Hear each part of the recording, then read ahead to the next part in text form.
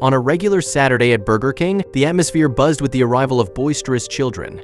Among them, Timmy, diminutive and reserved, stood out, vulnerable to teasing. A scent of sizzling burgers permeated the air, while in a corner booth, unnoticed yet vigilant, sat Sam, a burly figure. As the children placed their orders, Sam's gaze remained fixed on them. He sensed trouble brewing. Familiar with such situations, determined not to let them bully Timmy, he prepared to intervene, resolved to uphold justice in his own way. Jake, the leader of the group, grinned mockingly at Timmy. Hey, Tiny Tim took a wrong turn to the kiddie park. The other children erupted in laughter as Timmy recoiled. His Timmy wife strollen zizoatershirsh bolins. Navnichis burning with embarrassment. While most diners briefly glanced up before returning to their meals, the restaurant staff behind the counter feigned indifference. But in a secluded corner, Sam observed the situation closely, his mind racing with a plan. The rest of the diners were absorbed in their food, oblivious to Timmy's distress. Timmy scanned the room desperately for assistance, finding no one willing to intervene against the bullies. Behind the counter, the staff worked diligently, and Sam sat calmly, observing with keen, poised eyes. Tension simmered in the Burger King, hinting at an impending confrontation. But before we start, smash the like button and make sure to subscribe if you haven't, and hit that notification bell so that you won't miss any new stories. Timmy, at the age of 12, appeared younger than his years due to his petite frame, yet harbored ambitious aspirations of becoming a scientist. For Timmy, the library shelves provided a sanctuary where he could delve into the enigmas of the universe without interruption. Timmy lived with his parents, John and Karen, who, despite being supportive, were frequently occupied with their careers. John worked as an engineer, while Karen pursued a career as a nurse. As typically engrossed in his room, Timmy could be found immersed in books or conducting research on his computer. Timmy often questioned his parents about his size, wondering aloud, "Why am I so small?" His mother consistently comforted him, saying, "Everyone grows at their own pace, Timmy. You're exactly right as you are." His father echoed her sentiments, affirming, "You're bright, Timmy, and that's what counts most." School posed significant challenges for Timmy due to his small stature, which made him a target for bullies, leaving him feeling unnoticed by his peers. Despite his intellect, demeanor hindered his ability to connect with others, leading him to focus on academics for solace. Mrs. Reeves, the librarian, took a keen interest in him, regularly suggesting new reads and nurturing his curiosity. "Well, Timmy, you have a remarkable mind," she would affirm. Never let anyone diminish your worth. Or encouragement bolstered Timmy's confidence, igniting his love for knowledge. One day, Timmy noticed a flyer advertising the school's science fair, sparking immediate excitement. He hurried home to share his enthusiasm with his parents. "Mom, Dad, I want to participate in the science fair." Ecstatic, his parents pledged their full support. Timmy dedicated weeks to crafting his project, a detailed model of the solar system. His goal was clear: to showcase his abilities and earn recognition beyond his physical stature. Timmy worked tirelessly in the school's science lab, putting the finishing touches on his solar system model. Little did he know, the bullies, led by Jake, were spying on him from the hallway, whispering and snickering about their plan to ruin his project. Needing a break, Timmy left the lab to use the bathroom. But the moment he was out of sight, Jake and his friends slipped into the room. They tore apart the model, smashing the planets and scattering pieces across the floor. Satisfied with their handiwork, they left, laughing. Timmy returned moments later, his heart sinking at the sight of the destruction.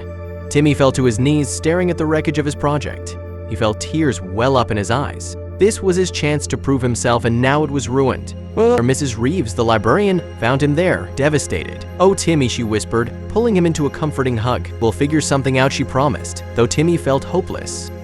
On the day of the science fair, Timmy sat at an empty table, his heart heavy with disappointment. He watched as other students proudly displayed their projects, the judges moving from table to table. Jake and his friends smirked at him from across the room, their eyes gleaming with satisfaction. Timmy tried to hold back his tears, feeling more alone and defeated than ever. Jake and his friends took every opportunity to tease and torment Timmy. "Where's your science project, Tiny Tim?" they taunted. At lunch, they would knock his tray from his hands, scattering his food. In class, they would whisper criminal remarks and snicker at his discomfort.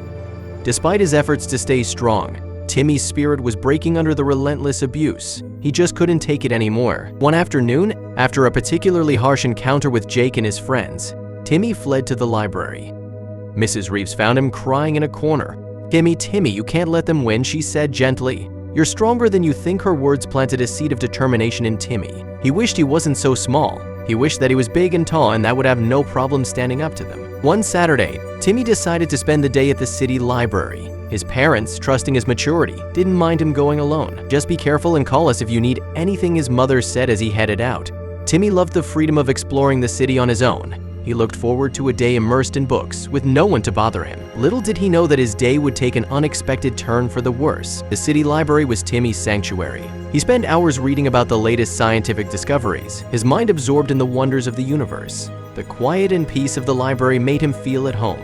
As the afternoon sun began to set, Timmy's stomach growled, reminding him that he hadn't eaten since breakfast. He decided to treat himself to his favorite meal at Burger King. Timmy had no idea tea, the familiar scent of burgers and fries making his mouth water. He ordered a burger, fries, and a milkshake, then found a quiet corner to enjoy his meal. While squirming a moment, he felt a sense of contentment, savoring the delicious food and the solitude.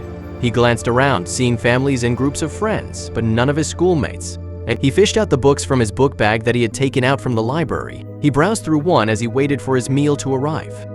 Moments later, a lady who had taken his order arrived with his food. It smelled delicious and Timmy could wait to munch on the Whopper he had ordered. Just as Timmy was tucking into his burger, the door swung open and in walked Jake and his group of friends. Jake's eyes locked onto him and a sinister grin spread across his face. "Well, look who it is," Jake sneered. Jake and his friends surrounded Timmy's table, their presence intimidating. "What are you doing here all alone?" Tiny Tim Jake mocked. They continued to taunt him, making cruel remarks about his size and intelligence. However, Timmy and his bullies didn't know that there was someone watching the whole situation unfold. Who was this person? Timmy felt utterly helpless as the bullies continued their taunts. "What's wrong?" "Gonna cry?" Geek Jake mocked, leaning in closer. Timmy fought back tears, refusing to give them this satisfaction. Unfortunately for the bullies, they had no idea that someone had been watching them the whole time. Sam had headed to the Burger King just half an hour before the boys had arrived. Yet he had ended up at the Burger King, craving something more substantial than the healthy salad his wife had lovingly packed him. His intention had been simple: grab a quick, satisfying meal and head back to work. However, fate had other plans for him. Sam watched as the group of bullies, with the misguided confidence often fueled by their numbers, had cornered the boy who seemed to carry the world on his slender shoulders. One of the bullies picked up a book Timmy had been reading about astronomy and flipped through it carelessly. "What's this junk? Stars and planets? Who cares?" he said, tossing the book aside. Timmy watched in despair as his precious book hit the floor. "You probably think you're gonna be some big shot scientist, don't you?" Jake taunted. Newsflash: Timmy, no one cares about nerds at this point. Timmy's blood was boiling. He hated when people disrespected books and knowledge in this manner. Timmy tried to gather his scattered books, but the bullies kept blocking his way, laughing and shoving him back. "Leave me alone," Timmy said, his voice shaking with a mix of fear and defiance. "I'll be bore, little Timmy wants us to leave him alone," Jake mocked. The other bullies laughed, echoing Jake's taunts. The staff at Burger King just glanced over and went about their duties, but there was someone in the restaurant who didn't like what he was seeing at all. It's just as the situation seemed hopeless, a large man who had been watching from a nearby booth stood up. Let's meet and liquid a Hugo. His name was Sam Jones, and he was about to put an end to this bullying once and for all. Enough, Sam's deep voice boomed, commanding attention. He strode over to the group, his imposing presence making the bully step back. "Leave him alone," Sam said firmly, his eyes blazing with anger. Now Timmy looked up from where he was being pushed around in the booth. Was this his saving grace? The bullies hesitated, unsure of how to react to Sam's authoritative stance. "We're just having some fun," Jake tried to explain, but Sam wasn't buying it. "This isn't fun. It's bullying," Sam said sternly. Timmy couldn't believe his eyes. Finally, someone was helping him. Jake, emboldened by his past bullying successes, squared his shoulders and stood up to Sam. "As mixtures legerajabos are going rants. What do you think you are?" Jake sneered, trying to sound tough. "You think you can tell us what to do?" Sam's eyes narrowed, his expression unwavering. "Yes, I do," he replied calmly, "and I'm not the only one." The rest of the restaurant, emboldened by Sam's stance, began to murmur in agreement. Things were about to get heated. As the tension grew, other patrons in the restaurant finally decided to act. "Leave the kid alone," one man shouted from a nearby table. "Yeah, get out of here," another woman echoed. The voices grew louder, a chorus of support for Timmy. The bullies looked around, realizing they were outnumbered and that the crowd was firmly against them. Sam stepped closer to Jake, his presence imposing. "If you or your friends ever bully Timmy again, I'll call the police," he warned, his voice steady and firm. Jake glared at him, still trying to appear defiant. "You think you're so tough," he spat, but his bravado was starting to falter. The rest of the restaurant stood in solidarity, making it clear that the bullies were not welcome. Their time was clearly up. Jake's friends, sensing the shift in power, began to tug at his sleeves. "Come on, Jake, let's go," one of them whispered urgently. "This isn't worth it," Jake hesitated, his pride battling with the reality of the situation. As they walked out, the restaurant patrons let out a collective sigh of relief. Sam turned back to Timmy, who was still shaken but immensely relieved. "Thank you," Timmy said quietly, his voice filled with gratitude. Sam nodded, giving him a reassuring smile. "You did great, kid," he said.